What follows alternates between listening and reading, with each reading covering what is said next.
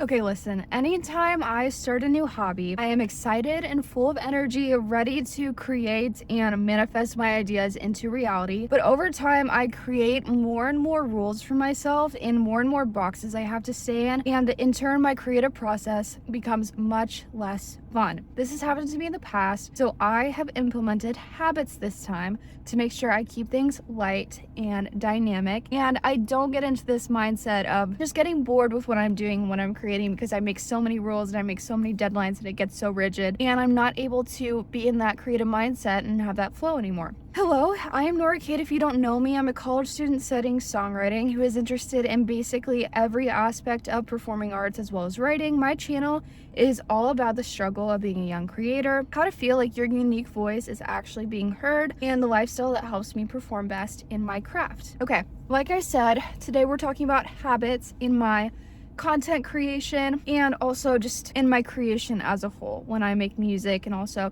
this video is more so focused on YouTube and content creation, but it can be applied to anything and any kind of creative craft or whatever. My first thing I want to talk about is I try to make broad sections of doing things instead of very specific tasks.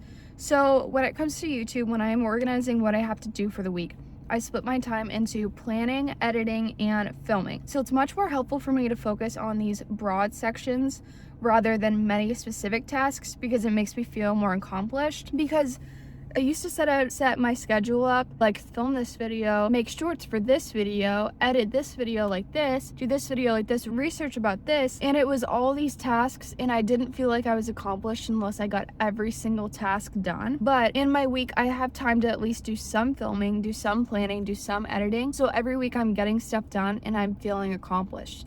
Because it may seem, if you set it up that way, you're going to do less because you didn't write out all those specific topics and you just wrote out 3, and really you can do as much as you want. But when I used to organize my schedule that way, I would have maybe like 12 to 15 things to get done, and it was so overwhelming that I just didn't want to start it, because I'm like, there's no way I'm gonna get all this done, there's so much there. So it made me want to not do anything at all, and I would take breaks all the time, and it just wasn't working. I wasn't having fun, because like I know throughout the week I will definitely get some kind of filming, editing, and planning done, and I'm just thinking about it less because I'm not so overwhelmed and I don't have this huge list of things to do. Any extra research or branding I do on the side is not categorized into my high priority tasks for the week, and I'm no longer having these huge lists of things to do that are just so unrealistic. Okay, another thing I do when organizing what I have to do for the week as a YouTuber is I try to just count what I get done by time over product.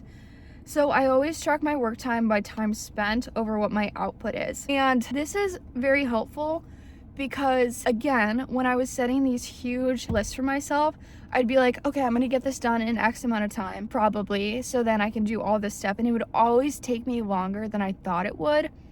And I was spending so much time on it. I was so tired and I wasn't ever able to get stuff done. So, and I also don't want my content creation to feel like a boring 9-to-5 desk job where I have all these tasks and I have to get them done and I have to stay late at work and get all this stuff done. But I want it to feel like an ongoing extension of my thoughts and of my life. So I like to just track it by time, get stuff done. If stuff gets done, it gets done, but at least I'm doing something and it's just flowing along with my life. I also have a tendency to set overly ambitious goals when I don't get enough tasks done. And when I don't get all these tasks done within a certain time frame, I get so frustrated. So working in terms of time rather than product has also helped me to balance out quality and quantity and not focus so much on just how much I was getting done. Because that's another thing, quality versus quantity. When I was doing like these 12 to 15 tasks lists every week, the things I was getting done weren't very high quality and I wasn't really having fun with them because I couldn't spend as much time into them as I wanted to. Okay, last thing I want to talk about, this is just a quick little video about my habits, but keep it passionate. The moment you lose interest in what you are creating is the moment everything starts to fall apart. You lose motivation, you're unable to connect with the audience, and you no longer have any desire to go the extra mile. Personal content creation is meant to be a reflection of who you are, what you believe in, and what your interests are. Don't feel like you have to change your content to fit in with whatever's trending at the time. Stick with what you like and let yourself align with your true audience. That's a big thing, the true audience. I feel like if you change what you're creating, what content you're creating, to fit certain niches that you think are doing really successful, or you're doing certain trends or whatever's popping off all the time, like even if you're not passionate in that and you don't really care about it, you are never going to find your real audience because you're not being real, you're not being you, and you're not creating for your real audience. So if you are not authentic at the beginning, you're never going to find it. You're just going to have these like floaters, not really knowing who you are, coming from all these other niches that you thought were doing well or whatever, and you're never going to find your people, which is what content creation is all about, which is what YouTube is all about. It's all about connection.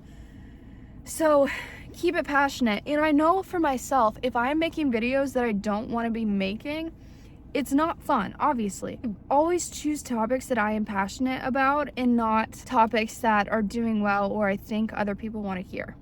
I hope you liked this video. It was very quick. It's just some of my best practices for flowy content creation. If you have any questions or you just want to chat, make sure to leave a comment below. I recently created a video on ways I try to avoid burnout as a creative, so make sure to check that out if you haven't already.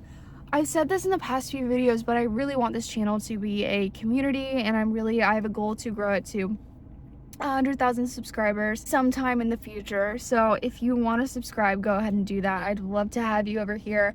And again, I want it to feel like the audience is putting things into the videos and is contributing to what this page is and what this community is. So if you have anything you want me to make videos about or anything like that, just let me know. But bye bye.